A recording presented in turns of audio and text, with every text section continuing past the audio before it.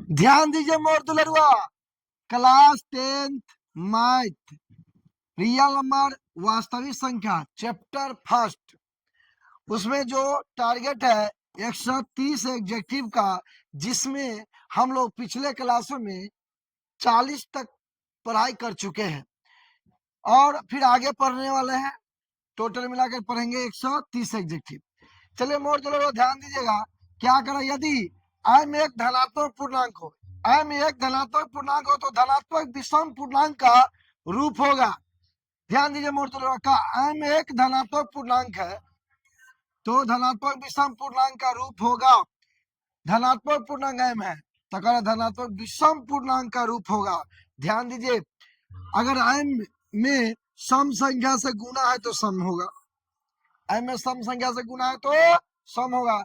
लेकिन ये पूछ रहा है क्या धनात्मक विषम पूर्णांक, तो विषम जुटेगा तो विषम होगा, सम जुटेगा तो सम होगा।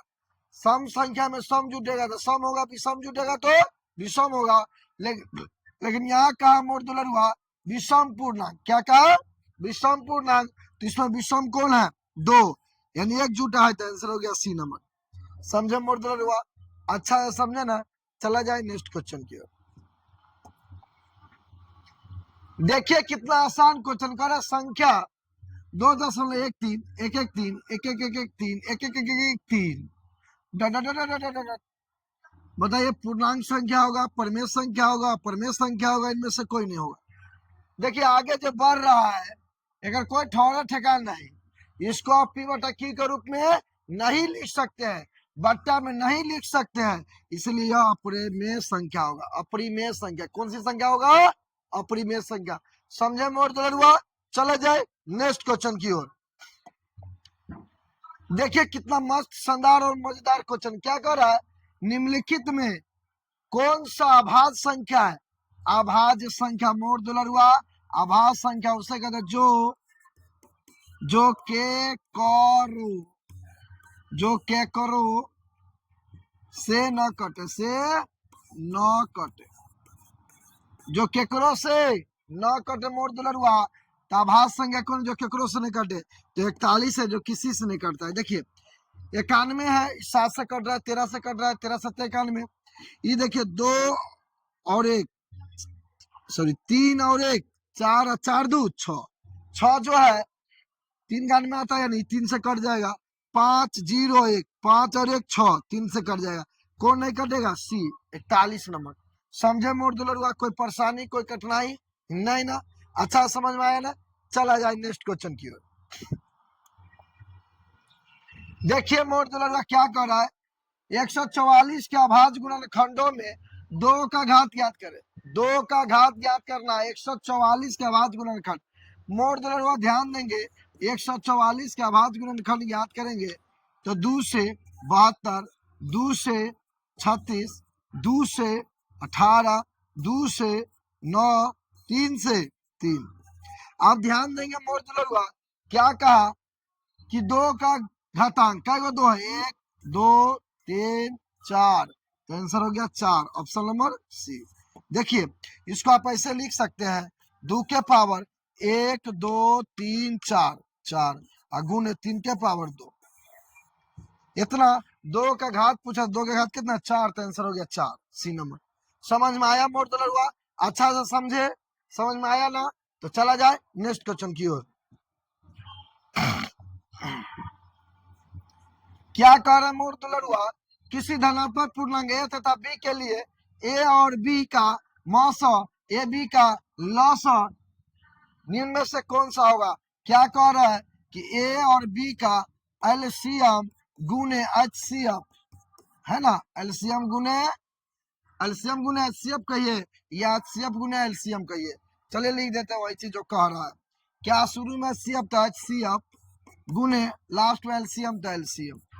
आप ध्यान देंगे मोर दुलरुआ, ए और बी का कौन होगा, यानी पहली संख्या गुने दूसरी संख्या होगा। पहली संख्या कौन है, ए है, तो ए गुने बी होगा। आंसर ए बी क्या है, कौन ऑप्शन में है, सी में है।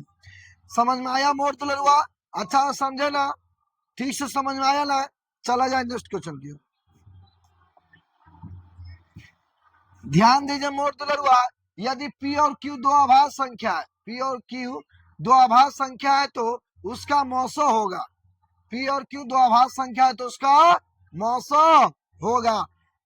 आभाज्य संख्या है P और Q, तो याद रखना आभाज्य संख्या का मौसो, दो संख्या आभाज्य इसका मौसो पूछे तो उसका क्या होता है मौसो?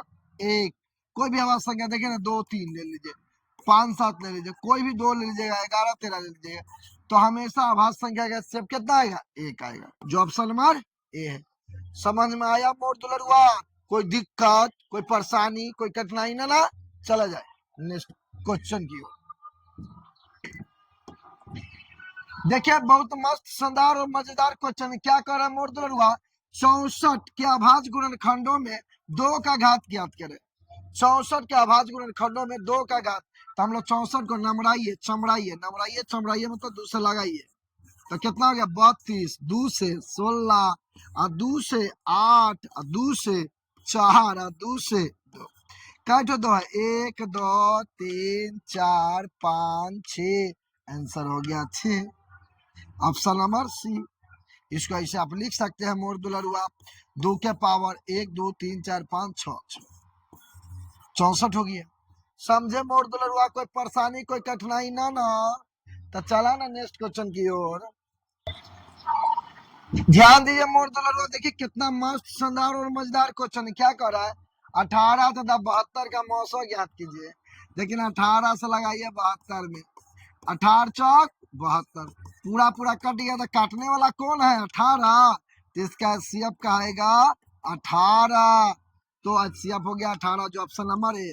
समझे मोर दुलरुआ? कोई परेशानी, कोई कठिनाई ना तो चला जाए नेक्स्ट क्वेश्चन की ओर। क्वेश्चन देखिए कब पूछा है? 2022 में।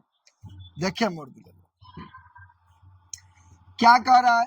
156 के अभाज्य गुणनखंडों में 2 का घात ज्ञात कीजिए। देखिए तो वही रिपीट हो रहा, आसान है, अच्छा है ना मोर दुलरुआ? कितना है? 2022 में पूछा हुआ क्वेश्चन है। चलिए 156 को फिर नमराइए चमड़ाइए, नमराइए चमड़ाइए मैंने तोड़िए 2 से, तो 7 दूनी 14 8 दूनी 16, 2 से लगाएंगे 3 दूनी 6 9 दूनी 18, 3 से लगाएंगे 33 39। अब मोर दुलरुआ ध्यान देंगे तो इसको हम लोग लिखेंगे 2 के पावर 1 2 2 3 गुने 13।